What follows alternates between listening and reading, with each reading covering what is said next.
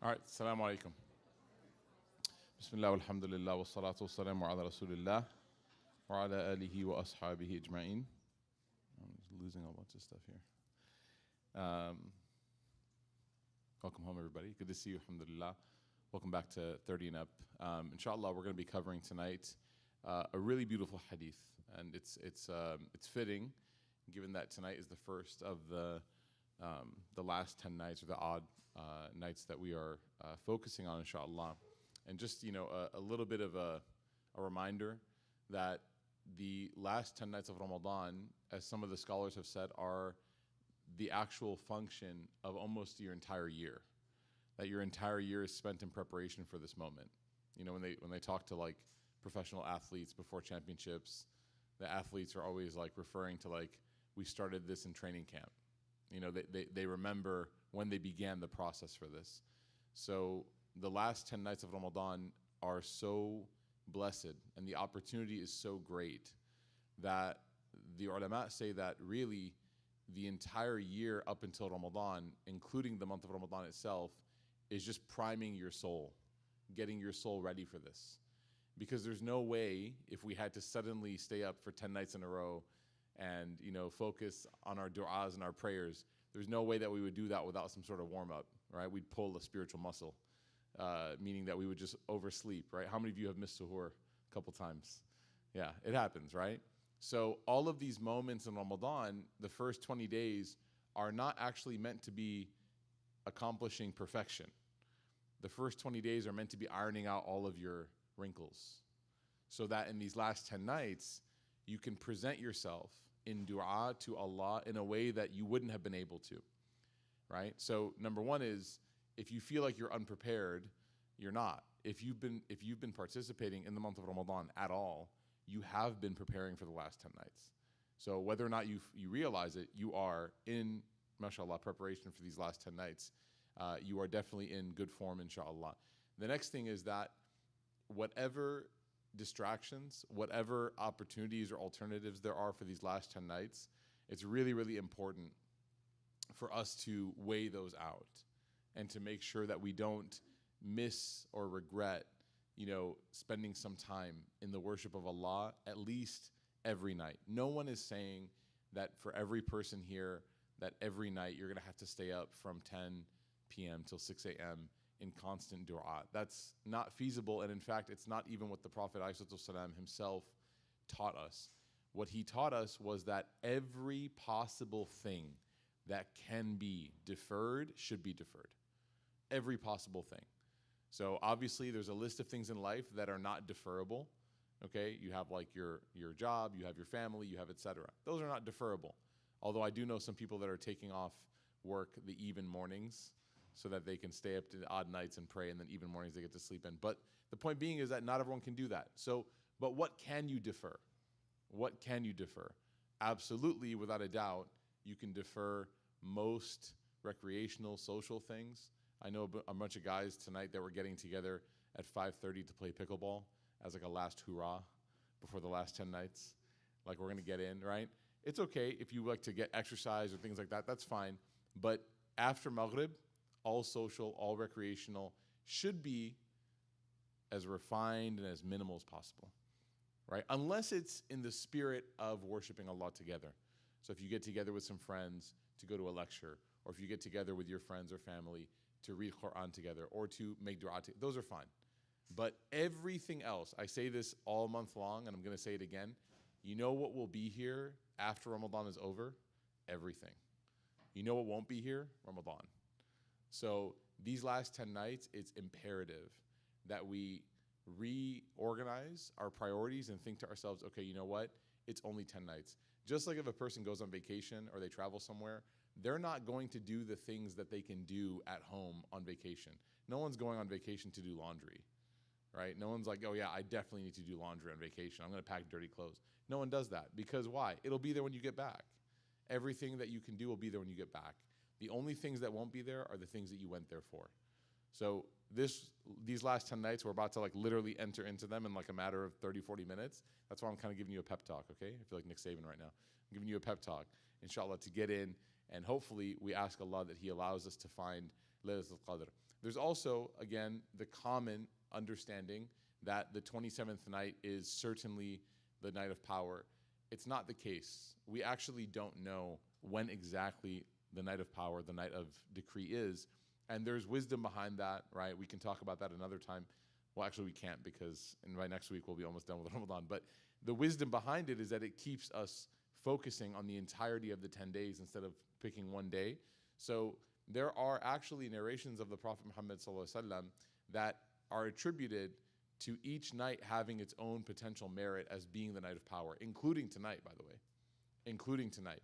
Imam al-Shafi'i, the very famous Muslim jurist from the four legal schools, Imam al-Shafi'i actually was of the opinion that most likely it's the 21st, based on a few narrations that he read. So imagine banking everything for the 27th and already missing 3 chances for it, 21, 23, 25, right? There are some scholars that are really, really convinced that it's the 23rd. There are some that mention the 25th. And there are some, of course, that mention the 27th. And all of these have hadith that support them. The point is that we shouldn't be taking any days off. We shouldn't be saying, like, you know what, I'm going to go ahead and coast for these couple nights, and then I'll get started towards the end. No. What do is you build a sustainable, repeatable routine and regimen. And you say, you know what, on each odd night, this is what I'm going to do. I'm going to read this Quran. I'm going to make this dua. And I'm, write out your dua. What are the things you want to pray for? Repeat them each odd night. And then I'm going to, give this charity. I'm going to do these deeds. That way, at the end of the 10 nights, you've hit every odd night. Guess what? You didn't miss.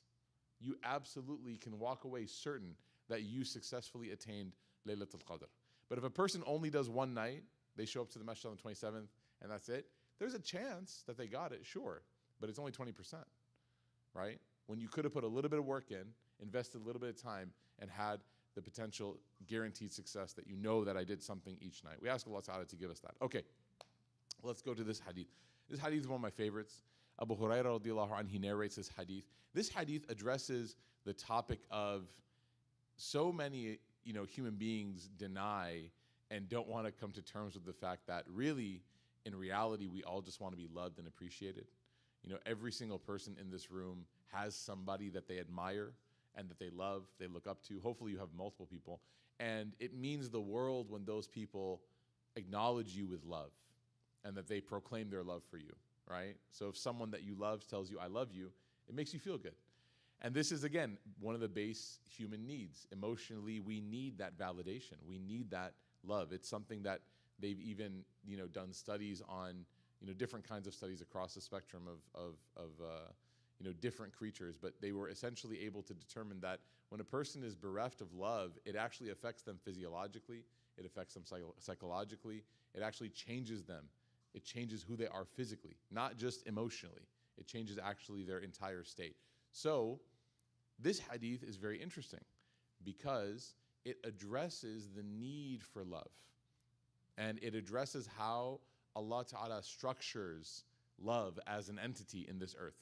He says, the Prophet ﷺ, according to Abu Hurairah, he said, إِذَا أَحَبَّ اللَّهُ عَبْدًا, if Allah Subhanahu wa Ta'ala loves one of his servants, if Allah Ta'ala loves one of his servants, Nada Jibrila, Jibril alayhi salam, the angel himself, calls out, he proclaims, almost like an announcement, a decree from God, Inna Allaha yuhibbu fulanan, that, O creation, so Jibril is like proclaiming to the cosmos. So this is all of creation now. O creation, Allah loves this person. Allah loves this person. فَأَحْبَبْهُ. So, as a result of that, now everything in creation, you also should love this person. Okay? فَيُحِبُّهُ جِبْرِيلُ فَيُنَادِي جِبْرِيلُ فِي أَهْلِ السَّمَاءِ. So Jibreel then loves this person because this is a command of Allah and makes an announcement amongst the inhabitants of heaven, calling out that Allah loves so-and-so. إِنَّ اللَّهَ يُحِبُّ فُلَانًا فَأَحِبُّوهُ. That all of you now should love this person. فَيُحِبُّهُ أَهْلِ السَّمَاءِ. And so now all of the inhabitants of the heaven also love this person. Okay? ثُمَّ يُوَدَّعُ لَهُ الْقَبُولِ فِي الْأَرْضِ. until there's this trickle down effect of this love of Allah that comes from the divine realm to the heavens, all the way down to the earth. And now all of a sudden, every single person has this love for this individual. Okay? So let's explain this hadith a little bit. Number one, the beautiful part of this hadith is that oftentimes we feel, or we are put in positions where we might have to negotiate if we are seeking the love of others versus the love of Allah. So we know that Allah loves that we do one thing, but we know that people would love us to do something else. And there's a tension there, right? So a person feels like, oh, well, if I do this, then I know that Allah will be happy with me. But if I do this, then all my friends will be happy with me. And so then how does a person negotiate this sort of tension? Number two, the second question that we're going to go through is, well, there are some people that, in fact, when they do good things, they are not loved by everybody. So how does this hadith reconcile with that? An example, the Prophet Muhammad ﷺ in Mecca with the Quraysh was doing the right thing, and he was not loved in that way by the Quraysh. They were his sworn enemies. So how do we reconcile this hadith with that reality? Of course, the Prophet Muhammad ﷺ was beloved to God. How was he not loved by certain people? Or even till today, how is he not loved by certain people? And then the third thing is that how ultimately does this work when it comes to everybody being told or being obligated to love this individual? The word here, hub, is an indication of an inner love. It's an indication of an inner love. And it almost is synonymous with respect. And hub actually in Arabic shares the same root word as habba, which is a seed. If you plant a seed in the earth, what happens? You kill your plant. Very good, right? Now, if you plant a seed in the earth, you take care of it, you water it, you put it in some sun, you fertilize the soil, and eventually it sprouts. But that love is not immediate. That love is not instant, right? It takes time. So in that way, the scholars have said that hub, this love, is something that over time, it requires some marination, some germination, right? It requires that process, a process. Importantly here, what the hadith is teaching us is that virtue, doing the right thing, is absolutely magnetic, according to all people. For example, if somebody were to come and to ask for food because they were hungry, and then a person stands up and gives that person food, what is the general perception of everybody who witnesses that? Is that good or bad? Good. No one would say that's bad. Why did they do that? They should not have been nice or helpful to that person. They should not have fed them. Nobody says that.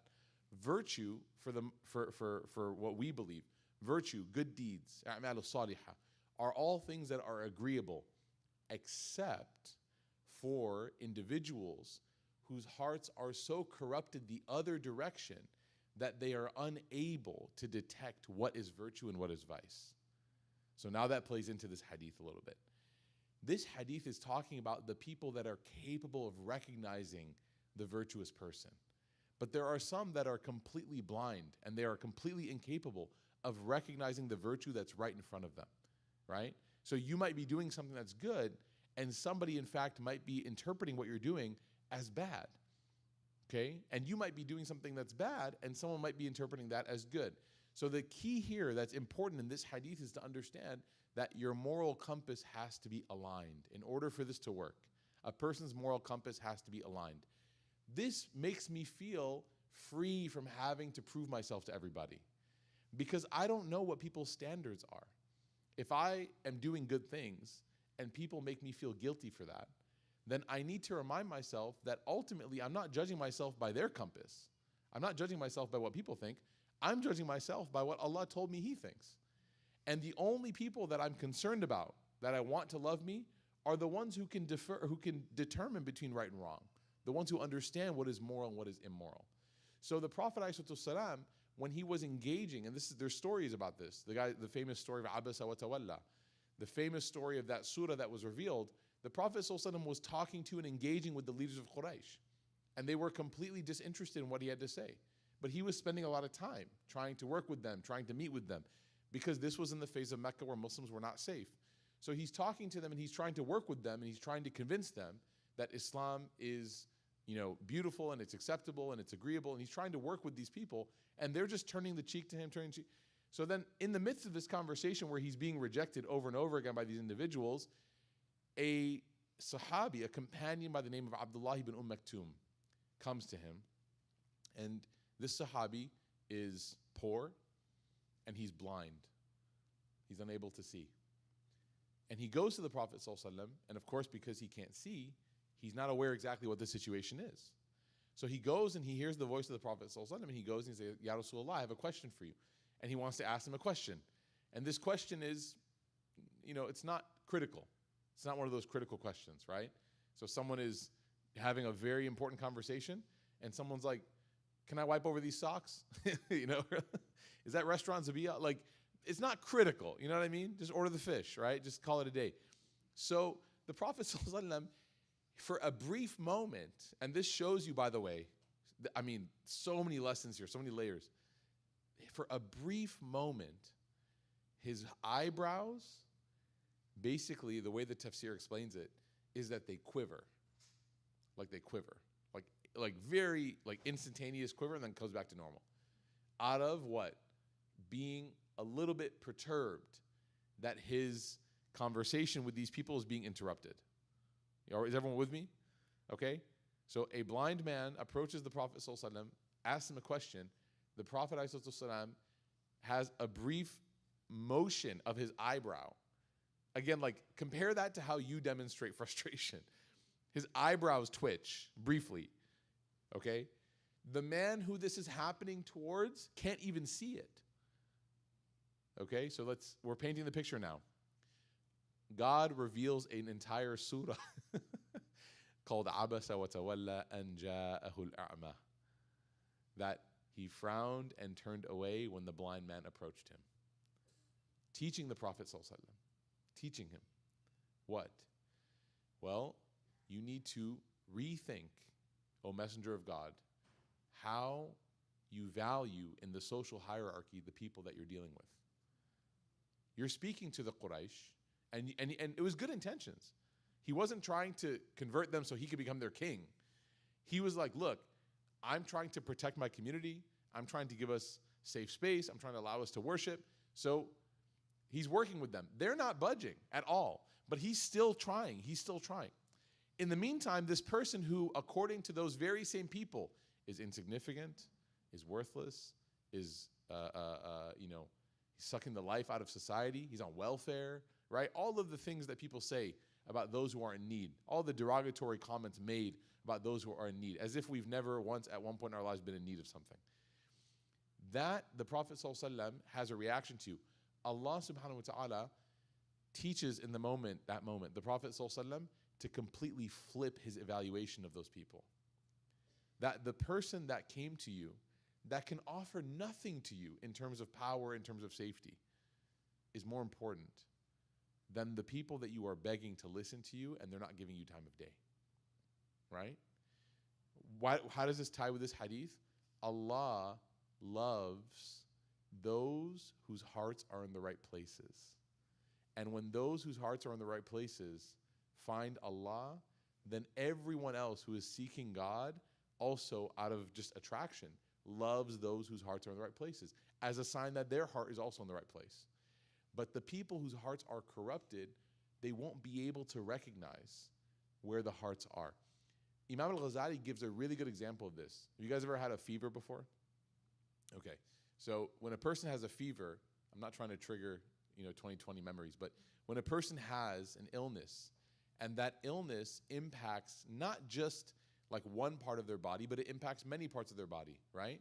So Imam al-Ghazali says that there comes a time when a person has a fever or has a condition, and in that condition, the person actually cannot taste anything normally. So what is normally sweet becomes dull. What is normally spiced becomes dull. It's a Desi's worst nightmare, right? Whatever is normally seasoned becomes like Desi food turns into Arab food, okay? Even though it's karai. So it loses all of its flavor. It loses all of its kick. But Imam Ghazali says it's not the result of their tongue being broken, right? It's the entire body. The system is malfunctioning as the result of what? The fact that your body is operating at a higher temperature to kill off whatever is invading your system. And so now everything is broken. Likewise, Imam Ghazali says, your heart functions the same way. He says, if your heart is not aligned with Allah in virtue and goodness, if you don't want to do good and be close to Allah, then nothing will make sense to you. You won't understand why charity is important. Try to explain to people who don't have the ethic of charity in their worldview how charity makes you feel. Try. It's impossible. The only thing that works with them is that it's a tax write-off. That's the only thing that clicks, right? I've sat with people that actually tried to convince me that charity is, are you ready for this? Yeah, she's ready. The charity is, or he's ready, Ibrahim's here. He announces when he enters the room, mashallah. I've sat with people who tried to convince me that charity is a bad thing. I've literally sat with people that identified as secularists that are like very much, like charity is wrong because it enables bad behavior. It enables laziness. It enables blah, blah, blah. Can you imagine? As if the person who's begging enjoys begging. As if it's like their life goal. SubhanAllah, to be in need. Have you ever met someone who's in need that likes that position? That wants to humble themselves and ask for help for them and their kid? Of course not. But if a person's heart is not aligned, they won't see even the most beautiful things as beautiful. What is more beautiful than helping each other?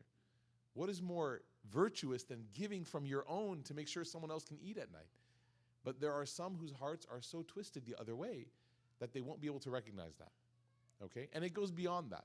We all know the benefit of fasting. We all fall in love with the month of Ramadan, as difficult as it is. There is an energy that is present. Do we agree? There's an energy that is present, right?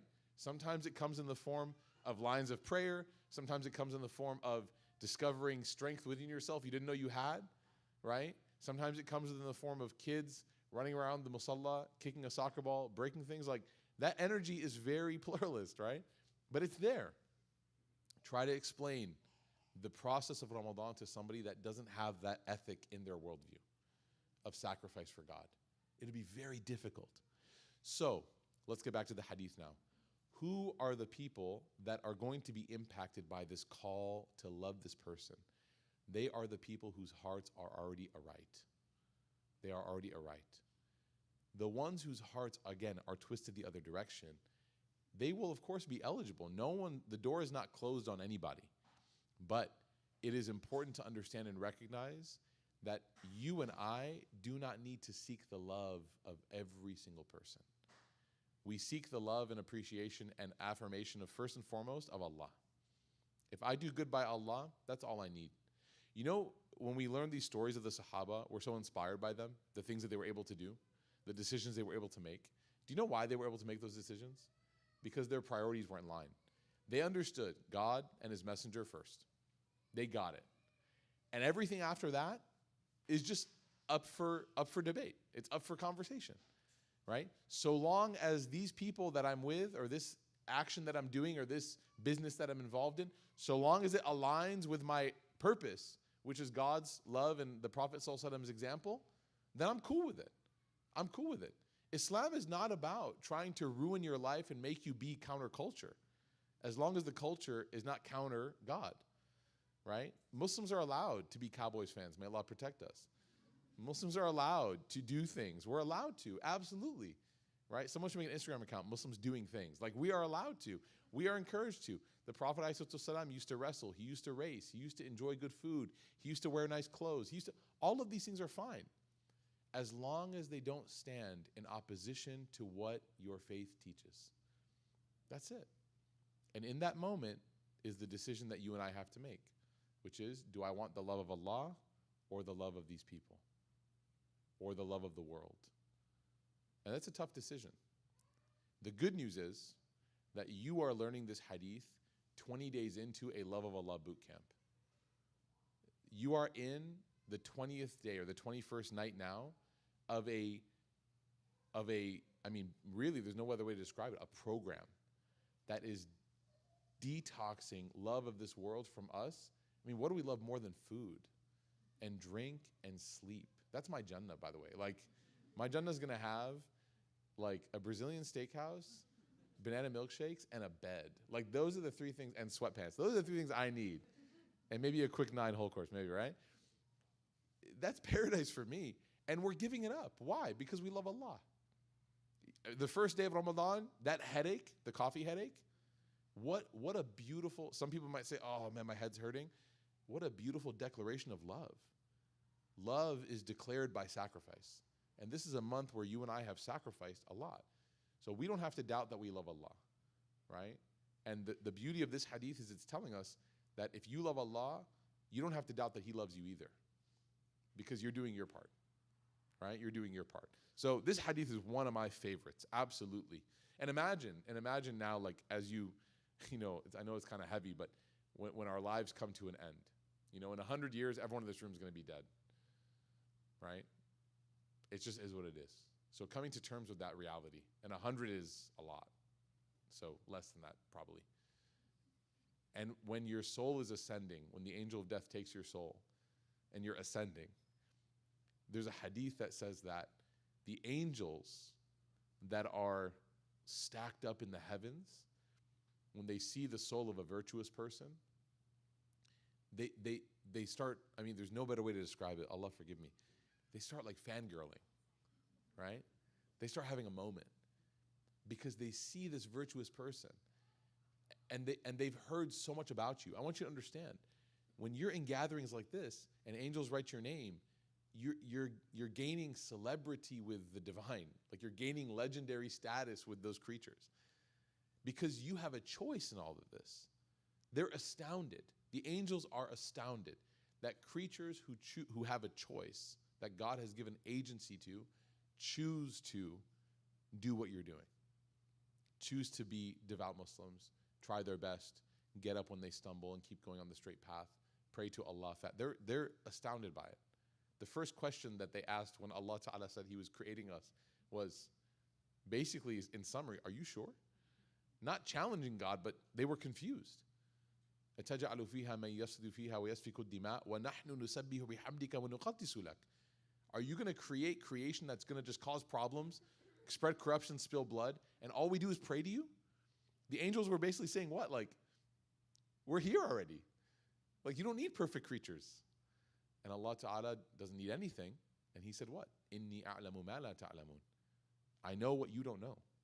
That these people, when they demonstrate by their own virtue of choice the right decision, it will actually be, as Imam Ghazali says, better than what the angels do. Because when you make a choice, it's better than those who don't make choices. When you have the choice to show up or not show up, when you show up, it's better than those who have to show up, right? So this is an amazing hadith. I absolutely love it. It's one of my favorites. We'll do one more tonight, inshallah, and then we'll break, inshallah. Let's do this one. Okay, so this hadith is a hadith that is Hasan. It's narrated in At-Tabarani by Abu Darda. And this hadith is, I wanted to include this one tonight because it's a nice combo with the first one. Why is it a nice combo with the first one? Well, because Inna Allah Ta'ala yuhibbu kulla qalbin hazinin. That Allah Ta'ala loves every heart that is hazin. Hazin can come from a few different concepts. The most obvious and the most surface level definition of hazin from huzn means the one that is grieving, the heart that is grieving, or the heart that is grieved. Okay? Another, here it says sad. It can also mean the one that is soft, right? And we'll talk about that in a little bit. It can also mean the one that is lonely. Okay, so there's all these different level definitions. Why is this hadith so important? Is because when a heart is broken or sad or feeling the way that we feel when we are in a downtime, it is natural to question Allah's love for us. Yes? People have crises of faith during difficult times. And we interpret the difficulty we're experiencing, we interpret that as the absence of Allah's love. So something bad happens to me, and I look in the sky and I say, why? Why me? What did I do? As if this is a punishment or a consequence. Now, to be fair, some culture has a little bit of blame in this, right? If something bad happens to somebody, there might be, no offense, an auntie or two that comes at you with a, what did you do line, right? Yes? The aunties are not nodding. Okay, I'm sorry.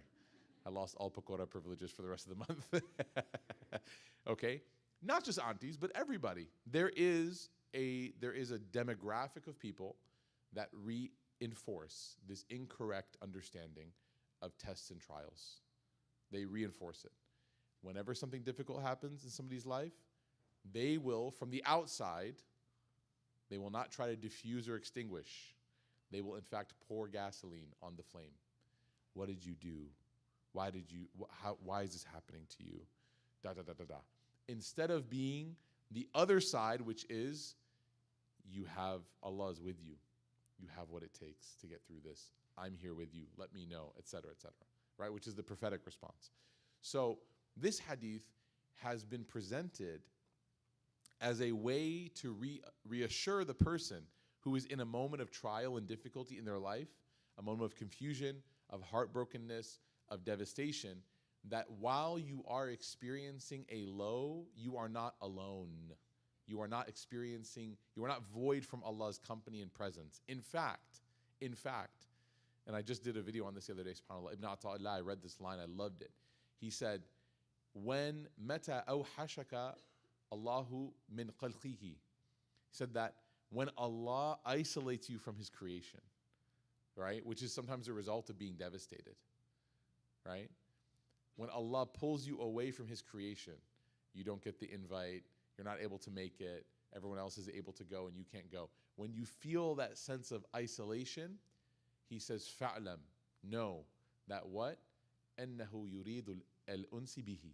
He wants you to have a private moment with Him. Because when you're with people, you can't make dua. When you're with people, you can't reflect. When we're gathering together and eating food, there's no like deep thoughts happening then. There might be good conversation that leads to good thoughts later. But I'm not gaining new perspective in my thoughts, in my spiritual realm, when I'm sitting with people having a good time. I'm having good recreation, I'm unwinding. But if I want to be able to connect to my Creator and my purpose and realign myself with what I know I should be, with the person who I know I can be, that has to happen in moments of solitude. And sometimes Allah will facilitate that solitude for you. Especially if you don't do it a lot yourself. Allah will facilitate it for you. And in that moment, you will have to come and say, okay, you know what? The worst part about working out is going to the gym. Once you're there, let's just get this done. The worst part about trying to have these moments is getting to the point of isolation. It's hard. But once you're isolated, once you find yourself, once the plans didn't work out for the night and it's approaching like 10 o'clock and you're like, what are you up to? And they're like, we're out of this and that. And you're like, you know what? I'm by myself. Now is time for me to sit. There's my prayer rug. There's my bathroom. I'm going to go make wudu. This is now me and God time, right? And maybe it's cool that I had a night off. Maybe I have a hiatus. Maybe all my plans fell through because Allah wanted to have plans with me. And that's it, right? And it's, subhanAllah, it happens that way. Sometimes it happens that way where everything you try just doesn't work out. Every vacation you're planning, budget doesn't work out. This doesn't work out. And then you're like, you know what?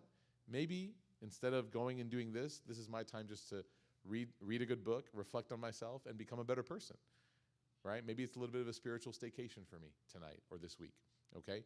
So don't let the devastation of this dunya allow you to believe that that is somehow a language of God's punishment or God's distance or anger. That's not how this works. If it's how it worked, we would have a very difficult time explaining all of the prophets. You guys understand? If God's punishment equals His test, you would be unable to explain the lives of the prophets. Because all of them, every single one, without fail, went through periods of deep, deep devastation. Like stuff that makes you rethink everything. I mean, we're doing in Heart Work, we're doing Surah Yusuf. I was just talking with somebody who was having some sibling issues. And they were like, it's always been really tough and we just don't connect and we don't get along. And sometimes, subhanAllah, that's the way it is. And they say, this and that. And they're basically venting about how bad it is. And I'm there with them for like 45 minutes. I'm there. I'm like, yeah, cry right here. It's fine. I'm there with you. And then at the end, the person said something that I had to push back a little. It said, I've never heard of anyone who had these problems in their life besides me. I said, did your siblings throw you in a well to leave you to die? That eventually got you sold into slavery? And the person who bought you tried to seduce you, and then you said no, and you got thrown in prison for 12 years? And they were like, no. And I said, that's Prophet Yusuf. I don't think your sibling rivalry is that bad. Like, again, not here to cancel anyone's feelings or, invalidate what we're experiencing. It can suck. Like, it can suck when you have really difficult moments in your family. But why were all the prophets put in moments of devastation and heartbreak? Well, because when you go through that, sometimes in the good way, misery loves company, right? So when I'm in a state of misery, like, I want to know that someone else has been there. In counseling, I got my degree, my master's in counseling. In counseling, there's a concept called universality, which is really important. And universality is a very, it's almost like a nice little tool that a person can use, which basically it establishes a sense of community and a lack of loneliness. I'm not the only person going through this. Have you guys ever seen these support groups? No one there has got the magic antidote for the problem. Alcoholics Anonymous, there's not like a person that's sitting there, it's like, here, take this. You will not be addicted to alcohol anymore. It's not how it works. What is the power in that group? The power in that group is we're all in this. We're all in this. And I can look across the circle or next to me or here or there, and I can say to myself, like, yeah, we're all in this, right? This person's a little ahead of me. This person just got started. They're kind of behind me. This person's right next to me. We're all in this, right? And personally, if I can tell you a story, there's like a group of 4 or 5 guys that all got their ACL surgery when I did. And it's been actually incredible to see. We have a support group called We Need Each Other, KNEED. Right? We need each other. It's an iMessage group. And we send each other little like moments of like milestones and stuff like that. And it's very helpful. It's very helpful. So part of the prophetic narrative of trial is to be your therapy. It's not all of it, but it's therapeutic. When you read that the Prophet ﷺ, lost a child, what else? Nothing can console a parent who lost a child. And that story will not console the parent totally, but at least it'll give that little bit of company, right? That when you meet the Prophet in paradise, you're going to have something in common.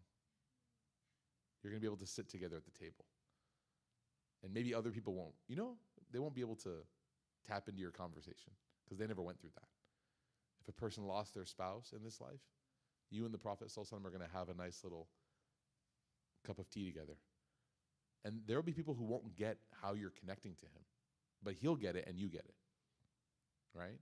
So all of this heartbrokenness is operating in this structure, right? It's a sign that Allah Ta'ala is with you, that he loves you, and ultimately it's a sign that you are a person that is being brought near to him. So in these moments, very, very important that we don't ever, ever misconstrue or misinterpret what the trials in life mean. Of course, there's a long, long conversation on this. I'll conclude because we have Maghrib in just about 5 minutes. So we'll make dua. We ask Allah Ta'ala to bless everyone in this gathering. We ask Allah Ta'ala to bless us with happiness and health and barakah in our incoming and our rizq and our provision. We ask Allah Ta'ala to bless everybody here with safety and with security in themselves and with their family. We ask Allah Ta'ala to bless everybody here with strong faith and strong iman in themselves and with their family. We ask Allah Ta'ala to bless everybody here with purpose and with barakah in their life endeavors, and that Allah Ta'ala always allow us to accomplish all of the great things in this dunya while still maintaining our firmness on the straight path, and that we always endeavor to please Him as much as we are trying to accomplish all types of great goals in this life, that we never forget about Allah. We ask Allah Ta'ala to protect us from ever forgetting about Him, and that we ask Allah to protect us from ever putting anybody first over Him. We ask Allah Ta'ala to accept all of our fasting and all of our du'as and all of our charity and all of our moments this Ramadan of worship and of devotion and sacrifice for His sake. And we ask Allah Ta'ala to allow these moments to live with us long after the month of Ramadan has ended. سبحانك اللهم وبحمدك نشهد أن لا إله إلا أنت نستغفرك ونتوب إليك والسلام عليكم ورحمة الله وبركاته. So inshallah, per usual, we have some dates and water for everybody here. Inshallah, next Tuesday, because it's the last 30 and up, we will be having iftar. Don't post anything. The last thing I need is for this group of 100 people to turn to 700 people, okay? Because we're going to get some nice food, inshallah.